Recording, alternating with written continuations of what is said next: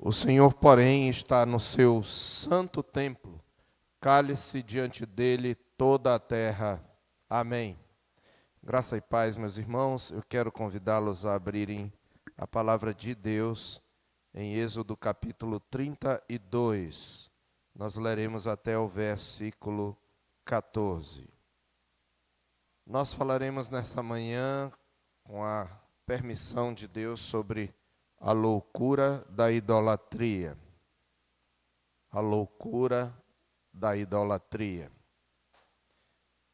Mas vendo o povo que Moisés tardava em descer do monte, acercou-se de Arão e lhe disse: Levanta-te, faze-nos deuses que vão adiante de nós, pois quanto a este Moisés, o homem que nos tirou do Egito, não sabemos o que lhe terá sucedido. Disse-lhes Arão: Tirai as argolas de ouro das orelhas de vossas mulheres, vossos filhos e vossas filhas, e trazei-mas. Então todo o povo tirou das orelhas as argolas e as trouxe a Arão. Este, recebendo-as das suas mãos, trabalhou o ouro com buril e fez dele um bezerro fundido. Então disseram: São estes, ó Deus, os teus deuses, ó Israel, os teus deuses que te tiraram da terra do Egito. Arão, vendo isso, edificou um altar diante dele e, apregoando, disse: Amanhã será festa ao Senhor. No dia seguinte, madrugaram e ofereceram holocaustos e trouxeram ofertas pacíficas. O povo assentou-se para comer e beber e levantou-se para divertir-se. Então disse o Senhor a Moisés: Vai, desce, porque o teu povo, que fizeste sair do Egito, se corrompeu, e depressa se desviou do caminho que lhe havia eu ordenado. Fez para si um bezerro fundido e o adorou, e lhe sacrificou, e diz: São estes, ó Israel, os teus deuses, que te tiraram da terra do Egito. Disse mais o Senhor a Moisés: Tenho visto este povo, e eis que é povo de dura serviço. Agora, pois, deixa-me, para que se acenda contra eles o meu furor, e eu os consuma, e de ti farei uma grande nação. Porém, Moisés suplicou ao Senhor, seu Deus, e disse: Por que se acende, Senhor, a tua ira contra o teu povo, que tiraste da terra do Egito com grande fortaleza e poderosa mão? Porque hão de dizer os egípcios: Com maus intentos os tirou para matá-los nos montes e para consumi-los da face da terra? Torna-te do furor da tua ira e arrepende-te deste mal contra o teu povo. Lembra-te de Abraão, de Isaque e de Israel, teus servos, aos quais por ti mesmo tens jurado, e lhes disseste: multiplicarei a vossa descendência como as estrelas do céu, e toda esta terra de que tenho falado, dá-la-ei à vossa descendência, para que a possuam por herança eternamente. Então se arrependeu o Senhor do mal que dissera havia de fazer o povo. Amém. Vamos orar ao Senhor mais uma vez. Coloquemo-nos diante do Senhor. Pai, nós estamos diante de um texto tão triste, tão trágico, de um episódio tão terrível, Senhor, que mostra a que ponto de loucura, a que nível de loucura pode chegar o coração daquele que, dizendo adorar o Senhor, entrega-se à idolatria. Ajuda-nos nesta manhã, abre-nos os olhos do coração para que vejamos quão abominável, quão terrível, quão feia é a idolatria, Senhor. E fala ao nosso coração, expondo diante de nós os ídolos que muitas vezes erguemos em nosso coração e que são um tropeço para a iniquidade. Nós te pedimos isto em nome de Jesus. Amém. Meus amados irmãos, eu gostaria de começar com uma pergunta que pode soar para você um tanto pesada, mas ela é necessária, porque ela nos introduz nesse retrato terrível. O que você faria se no dia do seu casamento, no dia da festa, quando você vai desfrutar da noite de núpcias, aquele que foi prometido a você ou aquela que foi prometida a você comete infidelidade e pratica o adultério em plena festa?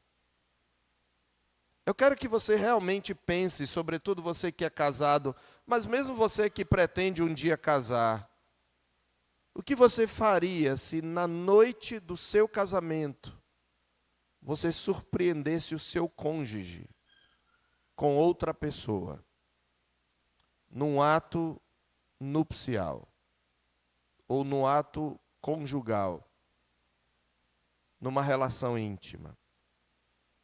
Qual seria a sua reação e qual seria o seu sentimento? Se no mesmo leito que você planejava celebrar o amor, a relação se corrompeu e se quebrou, o que você faria na noite de núpcias? Meus irmãos, é exatamente o que acontece aqui. Nós vimos que a aliança feita entre Deus e Israel é uma espécie de casamento. Na verdade, a relação entre Deus e o seu povo é o verdadeiro casamento, do qual todos os outros são um emblema. O verdadeiro casamento é entre Deus e o seu povo. Esta é a aliança que todas as outras alianças foram feitas para refletir. Então não existe mais terrível traição do que aquela do povo que foi desposado pelo seu Deus, depois de ser liberto por ele, e sobretudo quando ele trai o seu Deus exatamente nos dias do casamento. Lembremos-nos que na antiguidade as festas de núpcias não duravam uma noite. No mínimo eram 7 dias. E aqui Israel passou 1 ano no Sinai para ouvir as palavras da aliança e para preparar-se para ser um reino de sacerdotes.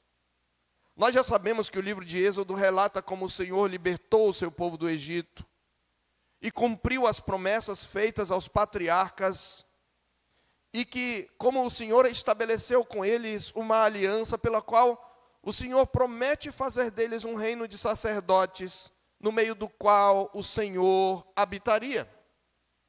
Nos capítulos anteriores nós vimos exatamente como o Senhor estabelece diretrizes para a confecção do tabernáculo, do palácio no qual o Senhor se encontraria com a sua esposa Israel.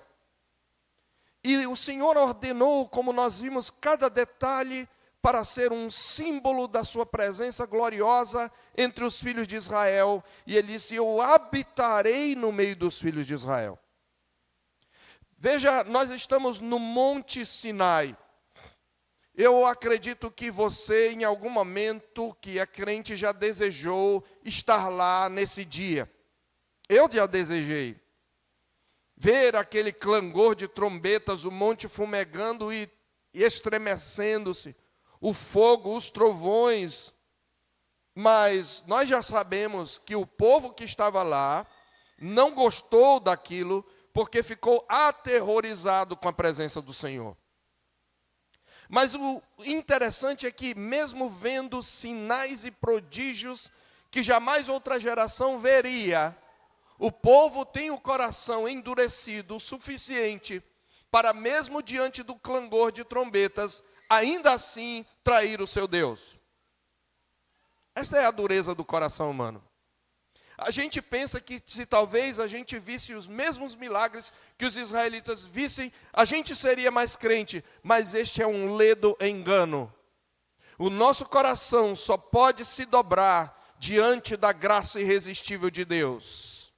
Se a graça irresistível de Deus não nos tocar em nosso interior, Ele pode fazer os maiores sinais e prodígios, o nosso coração continuará empedrado. E foi isto que aconteceu. O povo diz: Moisés, não nos fale o Senhor, para que não morramos, fala-nos tu, vai lá para cima, ouve tudo que a gente aguarda. E o povo ainda falou no início e no final dessa fala, lá no capítulo 19, no verso 8, o povo respondeu a uma: tudo o que o Senhor falou, faremos. E Moisés relatou as palavras do povo ao Senhor. E o povo fala isso também ao final do livro da aliança. Tudo o que o Senhor falou, nós faremos. 2 vezes o Senhor fala isso. O povo já tinha comido e bebido na presença do Senhor, você lembra? Quando o Senhor ordena que Moisés, no capítulo 24, juntamente com Arão e seus filhos e alguns anciãos do povo, 70 deles, subam ao Senhor, o povo fez sacrifícios pacíficos e aqueles anciãos comeram e beberam na presença do Senhor. Eles já tinham experimentado a presença do Senhor. Nós estamos então no Monte Sinai, e nesse lugar Deus está se revelando a Moisés, Deus está lhe dando as tábuas da aliança, e Deus tem o capricho de escrever com o seu próprio dedo nessas tábuas. Observe o capítulo 31, 18, o 31 termina dizendo que, tendo acabado de falar com ele no Monte Sinai, deu a Moisés as 2 tábuas do testemunho, tábuas de pedra, escritas pelo dedo de Deus. Possivelmente, apenas os 10 mandamentos foram escritos com o dedo de Deus.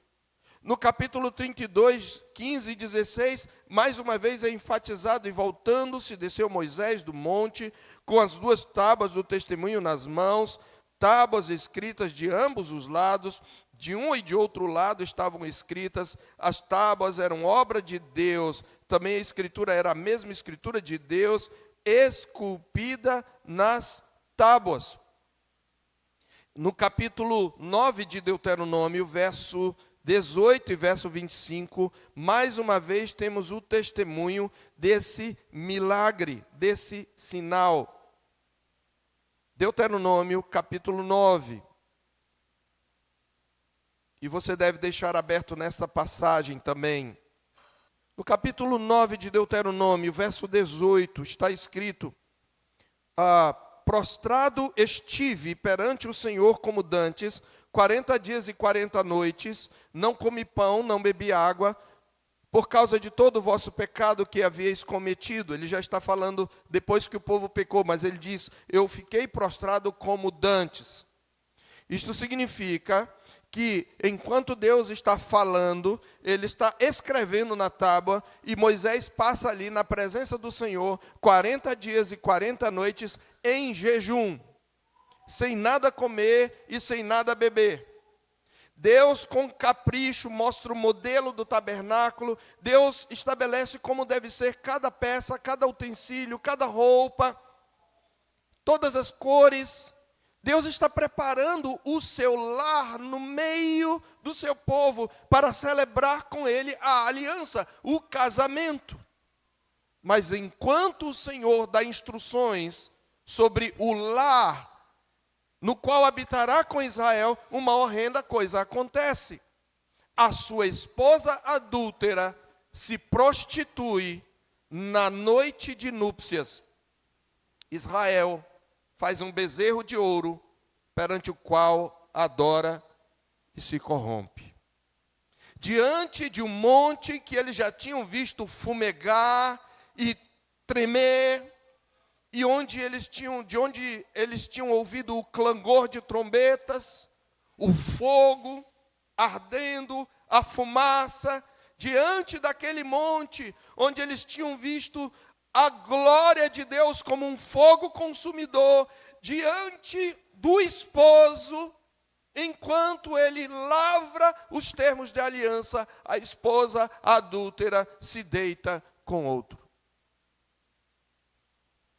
E é essa loucura da idolatria que é descrita aqui. E como ela se apresenta para nós? A primeira cena mostra o povo se impacientando e pedindo um amante.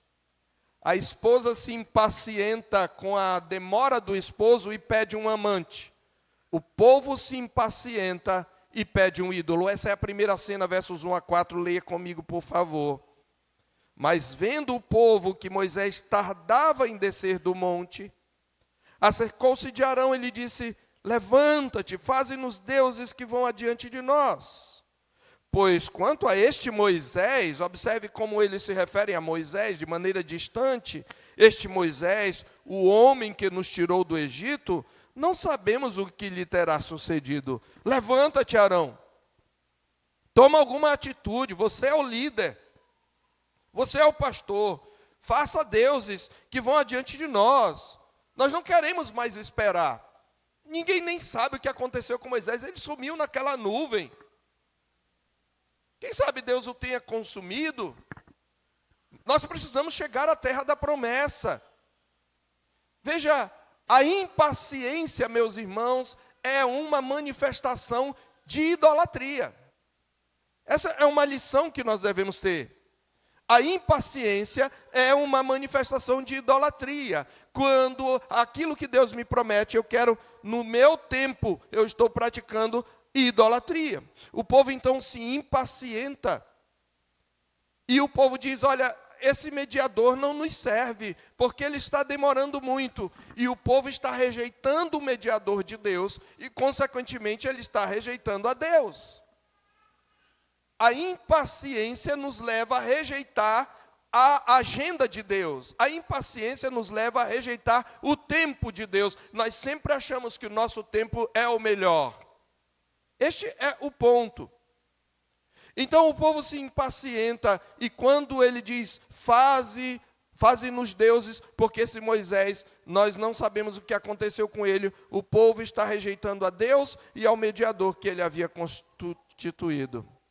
Estevão, no seu sermão, no seu discurso perante o Sinédrio, ele lembra e comenta esse episódio em Atos 7, de 39 a 41. Atos 7, de 39 a 41.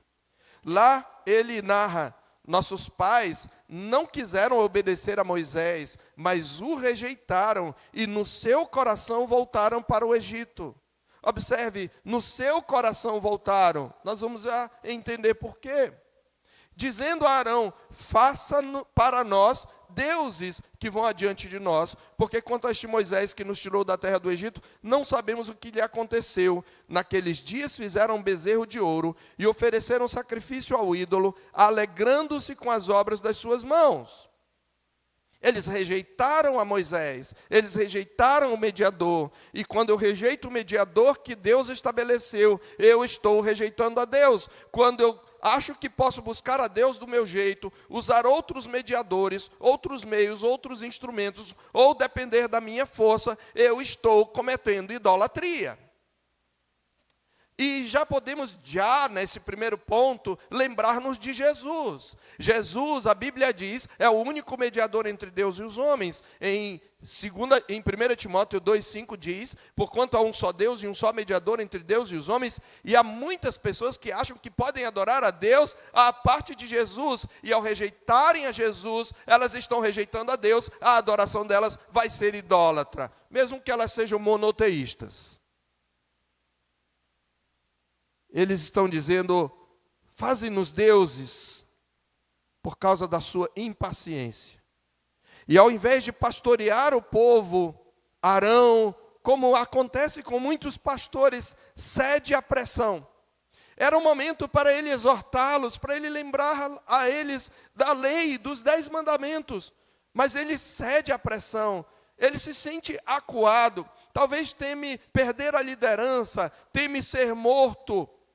Já houve vezes em que o povo se revoltou contra Deus e ele cede à pressão e forja um bezerro de ouro. E isso é muito interessante, porque diz que Arão fala para eles: olhe, tirem as argolas de ouro das orelhas das vossas mulheres, verso 2, dos vossos filhos e vossas filhas, e trazei-mas. E o povo trouxe as argolas, era muita gente, e todas aquelas argolas deu uma boa quantidade de ouro. E Arão, recebendo esse ouro, trabalhou o ouro com buril, colocou ali numa forma, usou o fogo para derretê-lo, e ele conseguiu fazer um bezerro de fundição. É isso que ele faz. E o povo olha para aquela obra das suas mãos, como Estevão fala, para a obra das suas mãos, aquilo que era produto do que Deus lhe tinha dado como despojo do Egito, porque eles pediram cada um a seu senhor, cada uma a sua senhora, joias, e a Bíblia diz que o Senhor fez que eles despojassem os egípcios, aquilo que era dádiva do Senhor, eles transformaram em um ídolo. E eles se curvam diante desse ídolo e usam uma declaração que o Senhor tinha declarado, que tinha feito no capítulo 20 de Êxodo, na introdução dos 10 mandamentos. Eles dizem: são estes, ó Israel, os teus deuses que te tiraram da terra do Egito, curvando-se diante daquele bezerro. No capítulo 20 de Êxodo, a Bíblia diz que no versículo 2, o Senhor diz: eu sou o Senhor teu Deus, que te tirei da terra do Egito, da casa da servidão. Eles estão atribuindo as obras das suas mãos e as dádivas que Deus lhe deu, eles estão atribuindo a eles o mérito da libertação. Irmãos, nessa primeira cena, nós podemos já tirar pelo menos 3 aplicações para nós. A primeira delas, veja, antes eu quero que você raciocine comigo. Por que eles querem deuses que vão adiante deles? Vão para onde? Eles vão para a terra da promessa. O Senhor tinha prometido que iria tirá-los e libertá-los do Egito, ia levá-los para uma terra que mana leite e mel. O Senhor prometeu a Abraão que daria à sua descendência uma terra, a terra de Canaã. Então eles estão achando que Deus está demorando muito a cumprir a promessa. Então eles estão dizendo: vamos colocar deuses diante de nós para nós seguirmos, para nós irmos para a terra que o Senhor nos prometeu. Então isso nos traz uma lição. Mesmo aquilo que Deus nos prometeu pode se tornar um ídolo. Mesmo aquilo que Deus nos prometeu pode se tornar um ídolo. Quando nós desejamos tanto o cumprimento da promessa, que nós atropelamos o tempo de Deus, querendo as coisas no nosso tempo, nós cometemos idolatria.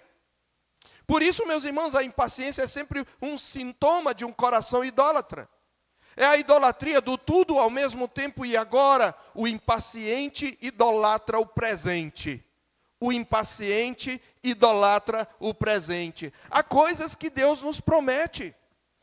De fato, Ele nos promete algumas coisas, mas tudo acontece no tempo de Deus e do modo de Deus. E é possível que nós cobremos as promessas de Deus, mas nós estejamos ignorantes quanto ao tempo de Deus. E quando nós nos impacientamos, porque Deus não cumpriu, não ouviu as nossas orações, não respondeu, e a gente então toma as próprias providências. Olha, eu pedi a Deus isto, como Ele não me deu, eu agi assim. Eu tenho orado para Deus transformar o meu marido, mas Deus não transformou, então eu vou agir do meu jeito. A impaciência é, por natureza, idólatra. Mas há uma segunda lição que aprendemos nessa primeira cena. Nós aprendemos que a idolatria também usa as bênçãos de Deus para praticar infidelidade contra Ele. A idolatria usa as bênçãos pelas quais Deus mostra a sua fidelidade para praticar a infidelidade contra Ele. Veja como é louca, por isso é a loucura da idolatria. A idolatria usa as bênçãos pelas quais Deus mostra a sua fidelidade para praticar infidelidade contra ele. O que eram os brincos, o que eram as argolas? Eram bênçãos que Deus tinha dado para o povo de Israel. Quando saiu do Egito, acabei de falar, eles despojaram os egípcios. E Deus foi fiel na sua promessa, porque ele prometeu antes da primeira praga: vocês vão sair e vocês vão despojar os egípcios, vocês não vão sair de mãos vazias. Deus havia dito isso lá para Abraão, em Gênesis capítulo 15. Eles não vão sair de mãos vazias. Então Deus estava sendo fiel. Então quando eles pegavam aquele ouro, eles tinham que olhar para aquele ouro como um sinal claro da fidelidade de Deus. Mas eles pegam aquele ouro para praticar infidelidade contra Deus. As argolas de ouro são usadas para forjar um ídolo. E meus irmãos, esta seria uma marca de Israel. Séculos depois, já no cativeiro, a esposa adúltera de Javé ouviria sua repreensão em Ezequiel, capítulo 16, Ezequiel 16, do verso 14 ao verso 19, o Senhor denuncia Israel como uma esposa adúltera. Ele diz assim: a sua fama correu entre as nações, por causa da sua beleza, pois você era perfeita. E você era perfeita por quê? Por causa do meu esplendor, do meu brilho, que eu tinha posto sobre você, diz o Senhor Deus. Mas você confiou em sua beleza, e a sua fama fez com que você se prostituísse. E você se ofereceu a todos os que passavam para ser deles. Você pegou algumas de suas roupas e fez para si lugares altos, enfeitados, de diversas cores, nos quais você se prostituiu.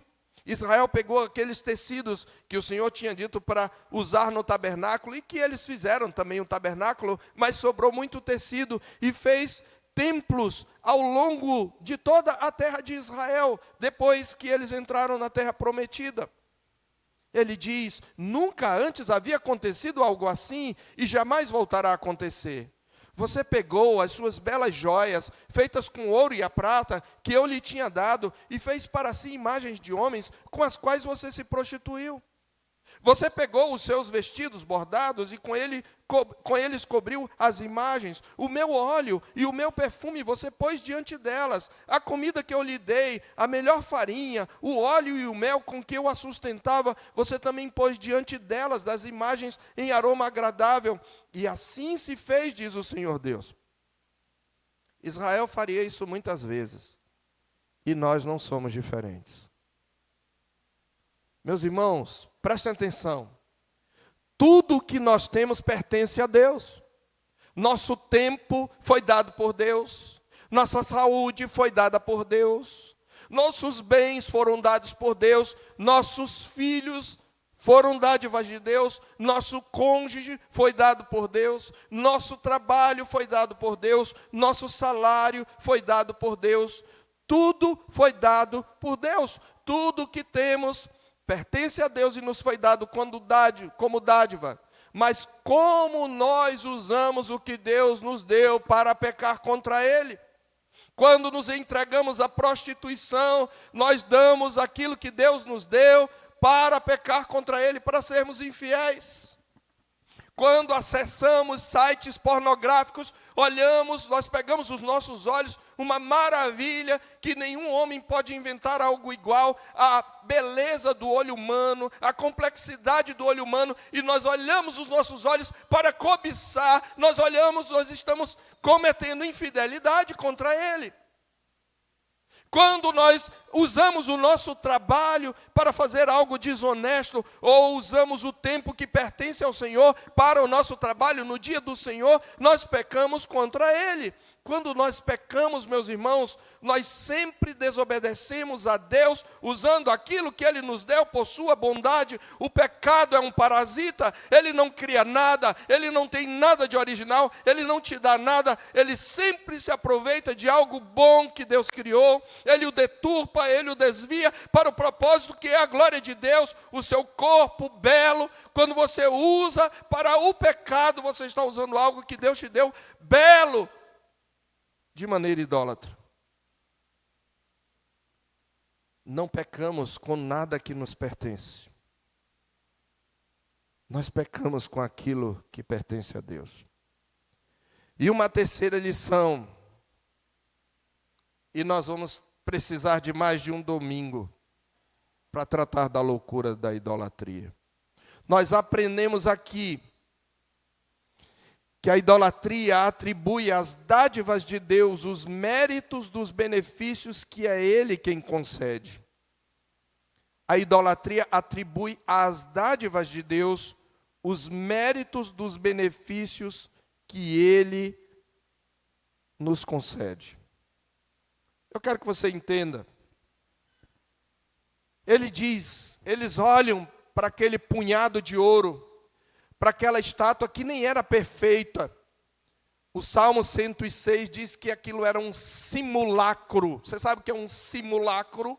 Simulacro é algo que simula de maneira bem imperfeita.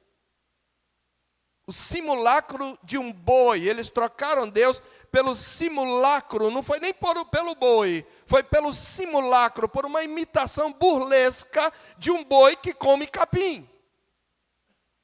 E eles se curvam diante daquelas dádivas, agora derretidas e moldadas em um bezerro, e diz: estes são os teus deuses que te tiraram da terra do Egito. Eles atribuem àquilo que era antes dádiva de Deus o mérito pela libertação do Egito. No verso 4 eles dizem isso. E o Senhor repete isso para Moisés no verso 8. Preste atenção num ponto aqui. Não são apenas as riquezas e bens que possuímos que vêm de Deus. Você precisa entender isso. Você acha que quando você tiver alguma coisa você vai ser mais feliz. Mas não é aquilo que você tem que te deixa feliz. Você pode ter a geladeira atulhada de alimentos, mas não ter apetite. Você pode ter uma piscina, mas nunca conseguir mergulhar nela, porque não tem tempo. Você pode ter dinheiro para viajar e se divertir, mas não ter saúde para desfrutar desses momentos. Então não são apenas as riquezas e bens que possuímos que vêm de Deus, é também dele o poder de desfrutá-las. Porque é possível possuir riquezas neste mundo e não usufruir dos seus benefícios. E o que isto então quer nos dizer? Que a alegria que os bens podem nos proporcionar não vem deles. É possível tê-los e não desfrutar da alegria. É o que está escrito em Eclesiastes capítulo 5, verso 19, até o capítulo 6, verso 2. Eclesiastes 5, 19 a 6, 2. Quanto àquele a quem Deus conferiu riquezas e bens e lhe deu poder para deles comer, não é só a riqueza e o bem, Deus também tem que dar o poder para deles comer, receber a sua porção e desfrutar do seu trabalho. Isto é dom de Deus, o bem e o poder para desfrutá-lo. Porque não ficará pensando muito nos dias da sua vida, pois Deus lhe enche o coração de alegria. Mas no capítulo 6, verso 1 diz: há um mal que vi debaixo do sol e que pesa sobre a humanidade, aquele a quem Deus conferiu riquezas, bens e honra, e nada lhe falta de tudo que sua alma deseja. Mas Deus não lhe concede que desfrute disso. Ficará para um estranho. Você está entendendo? Você pode ter o bem, mas é Deus quem te dá também a capacidade de desfrutar. Ele diz também: isto é vaidade e grande mal. Mas qual é o problema do idólatra? O idólatra ignora que toda a sua alegria e felicidade vem de Deus e que tudo aquilo que possui é apenas um instrumento dessa alegria. O idólatra se gloria na sua riqueza, na sua sabedoria ou na sua força, esquecendo-se que do Senhor procede todo o bem. O idólatra se esquece da advertência que faz o Senhor em Jeremias 9, 23, 24. Assim diz o Senhor: não se glorie o sábio na sua sabedoria, nem o forte na sua força, nem o rico nas suas riquezas, mas o que se gloriar, glorie-se nisto, em me conhecer e saber que eu sou o Senhor, e faço misericórdia, justiça e juízo na terra, porque destas coisas me agrado, diz o Senhor. Veja, o povo está atribuindo às suas riquezas o poder de levá-los até a Canaã. Mas, meus irmãos, nós fazemos a mesma coisa. A moça solteira pede para Deus um marido. E pode acontecer de que quando se casa, ela atribui todo o mérito do benefício de estar acompanhada ao marido. E olha para ele e pode dizer: você é o meu tudo, você é o meu porto seguro, você é a minha vida. A mulher ora por um filho e quando esse vem, ela diz: você é tudo o que eu tenho. Você é o meu porto seguro. Você é a coisa mais preciosa da minha vida. A pessoa que quer se formar, adquire um diploma e diz: eu consegui essa conquista e agora eu vou ser feliz, eu vou ter o meu lugar na sociedade. Nós sempre estamos atribuindo às coisas, às pessoas e circunstâncias e condições que Deus nos dá o poder, o mérito pela nossa felicidade, mas não é, porque é possível tê-las. E quantas vezes nós descobrimos isto? Depois que casamos, a gente vê que o príncipe virou um sapo. E a princesa muitas vezes pode ter virado uma cobra. A gente vê que aquele diploma não é garantia que a gente vai conseguir emprego. E quando a gente consegue emprego, às vezes ele nos consome tanto tempo que a gente nem consegue desfrutar do salário. A gente vê que aquele carro não tem mais aquele mesmo brilho, um outro foi lançado no seu lugar. E a gente vê que ele tem alguns defeitos. A gente percebe que aquele filho nós não conseguimos de forma alguma moldá-lo como nós estamos querendo. E ele nos traz muitas dores de cabeça, muitas vezes. A gente continua mesmo assim insistindo e colocando o mérito dos benefícios que Deus nos concede nas coisas, nas pessoas e não em Deus. Essa é a loucura da idolatria. Arão então promove um culto idólatra. E nós vamos terminar por aqui essa exposição. E vamos continuar no domingo que vem, e eu peço que você venha. Mas eu quero me adiantar na história, porque o Senhor vê tudo isso, enquanto Ele está preparando todos os detalhes do tabernáculo. O Senhor vê o seu povo lá embaixo, caindo na idolatria. E a gente nem tocou a superfície dessa idolatria, dessa loucura, e só no domingo que vem, se o Senhor Deus quiser. Mas o Senhor se indigna contra o seu povo. E olha como o Senhor se refere ao seu povo. Ele diz a Moisés no verso 7, vai e desce, porque o teu povo é o marido que foi traído. O teu povo é como se ele dissesse: não é mais o meu povo. Esse povo que fizeste sair do Egito se corrompeu e depressa se desviou do caminho que lhe havia eu ordenado. Fez para si um bezerro fundido e o adorou e lhe sacrificou e diz: são estes, ó Israel, os teus deuses que te tiraram da terra do Egito. Ele está olhando para o outro e dizendo que ele que deu os benefícios. E o Senhor disse: esse povo é de dura cerviz, a cerviz é o pescoço, a cervical. Ele não dobra o pescoço, ele é um povo teimoso, ele é um povo duro de coração.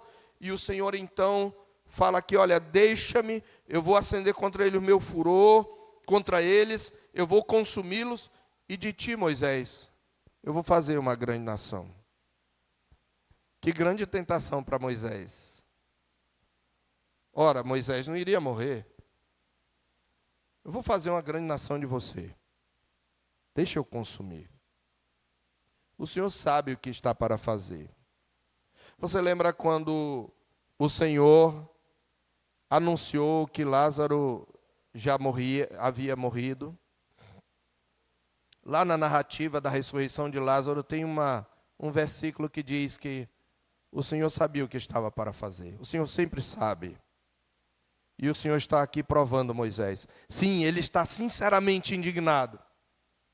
Sim, a sua ira se levanta contra o pecado do povo e ele há de destruir. E ele vai mostrar a sua indignação. Ele vai matar os idólatras. Pelo menos ele vai matar a liderança, aqueles que lideraram, exceto Arão. No verso 28 diz que vão cair 3.000 homens. 3.000 homens. Então, o Senhor vai derramar o seu furor. Mas o que ele está propondo para Moisés é destruir o povo totalmente. E o que Moisés faz? Moisés intercede. Preste atenção no evangelho que nos está sendo pregado. O intercessor que eles rejeitaram está intercedendo por eles. O intercessor que eles estão dizendo no seu coração, olha, nós não queremos mais esse daí, ele está naquele momento intercedendo por eles. Moisés aqui é um tipo de Cristo, queridos. Porque os nossos pecados feriram a Cristo, os nossos pecados crucificaram a Cristo, mas exatamente a sua morte é a propiciação pelos nossos pecados, e todos os dias ele intercede por nós, quando cometemos nossas idolatrias. Ele intercede por eles. E eu não vou me deter nisso, mas eu quero que você entenda por que Deus não os mata. Por que Deus não mata o seu povo idólatra? Por que Deus não mata a sua esposa adúltera? Por que Deus não nos mata, começando por mim, agora mesmo? Porque Ele vê todo o nosso pecado. Por que Ele não nos mata? Porque há um intercessor que está orando por nós. Há um intercessor que está de pé por nós. Há um intercessor clamando ao Pai por nós. E é só por isso que Ele não nos mata agora mesmo. Porque nós somos, por natureza, idólatras. Alguns de nós entraram aqui com a mente cheia de outras coisas e nem sequer prestaram atenção no que cantaram. Outros nem sequer cantaram. E outros estão com o coração cheio de ira. Outros estão mergulhados na imoralidade, na pornografia. Outros fizeram tudo de maneira preguiçosa e lenta. E este culto tinha tudo para ser rejeitado por Deus. Mas Ele não rejeita, porque há um intercessor na brecha dizendo, não os mates. Como é precioso o nosso Jesus. Sem Ele, nós não seríamos nada. Porque nós temos a tendência, meus irmãos, a tratar aquilo que Deus nos prometeu como ídolo. Nós somos impacientes, queremos tudo no nosso tempo, do nosso jeito. E nós tendemos a usar as bênçãos pelas quais Deus mostra sua fidelidade,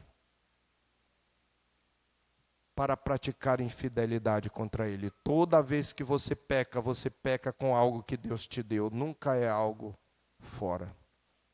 O pecado é um parasita. E nós tendemos a atribuir à criatura os méritos dos benefícios que Ele nos concede. Nós estamos sempre olhando para o amante. Mas aquele que nos ama acima de todas as coisas, intercede por nós. E essa é a razão. Porque apesar da nossa idolatria, um dia, esse mesmo noivo nos apresentará a si, pelo poder da sua graça, igreja gloriosa, sem mácula, nem ruga, nem coisa semelhante, porém santa e sem defeito. É por isso que nós podemos confiar no nosso Cristo. E é por isso que devemos adorá-lo e nos enternecer diante do seu evangelho, que nos é exposto todo dia do Senhor e sempre que lemos a Escritura. Que o Senhor Deus nos leve nesta manhã, queridos, e neste dia a considerar os desejos idólatras do nosso coração, à luz do que já vimos sobre a loucura da idolatria, e nos dê um coração quebrantado, que nos arrependamos das idolatrias que nós praticamos, que abandonemos os nossos ídolos e que amemos com maior fervor o nosso Senhor Jesus Cristo, que é o intercessor, por causa do qual não somos consumidos. Vamos orar. Louvamos o teu nome, ó Deus, pela tua palavra, que é viva e eficaz, que corta, Senhor, divide alma e espírito, juntas e medulas, que traz à tona os pensamentos e propósitos do nosso coração. Que o Senhor quebre o nosso coração, que o Senhor destrua os nossos ídolos, que o Senhor nos dê um coração totalmente seu, Pai. Que nos ajudes a refletir sobre a loucura da idolatria e nos arrepender dela. E ao mesmo tempo que o Senhor aumente o nosso amor, a nossa adoração, a nossa devoção a Jesus, o intercessor, pois é só por causa dele que não somos consumidos pela tua ira. Nós te pedimos agradecidos em nome de Jesus. Que a graça do nosso Senhor Jesus Cristo, o amor sacrificial de Deus, o nosso Pai, e a comunhão consoladora do Espírito, seja conosco e com todo o povo de Deus agora e para sempre. Amém.